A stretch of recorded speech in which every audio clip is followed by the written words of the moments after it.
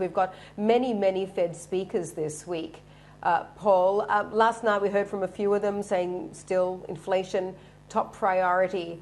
How much do you think this week they're going to talk about the currency effect and what's happening with the dollar? Because if they don't, I'd be wondering how much confidence the market is going to have, whether or not they're really on top of things.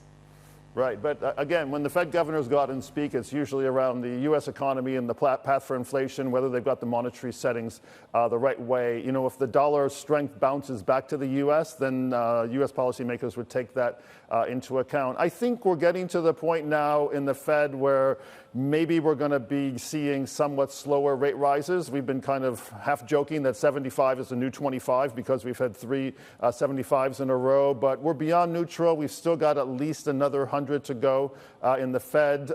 We need to get there relatively quickly because inflation is quite high. And the Fed, as you said, Mandy, confidence is important. Credibility that they will use their tools to get inflation back to 2 as quickly as possible is also important. But yeah, it's a complicated discussion because the domestic policy focus also reverberates to the rest of the world. And I'm sure there is some pressure that, the dollar is getting too strong, and that's going to be a topic of discussion.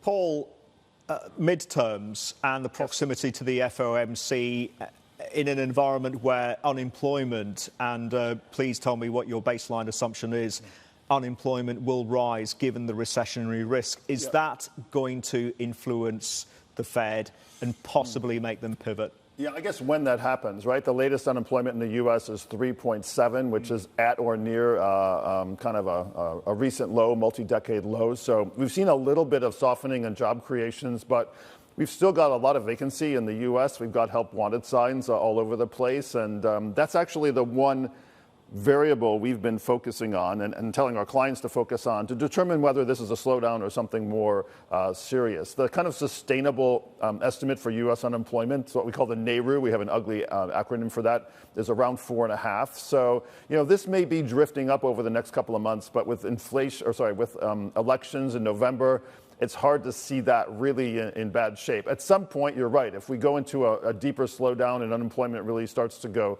up and employment goes south, the labor market goes south, that might be a political issue. But we're in October now, right? So probably up to November, probably a bit too soon to see any bad news in the labor market. So I guess the hope will be unemployment rises, but not to the point where it becomes a political hot potato. Correct. Yes, and sways the Fed.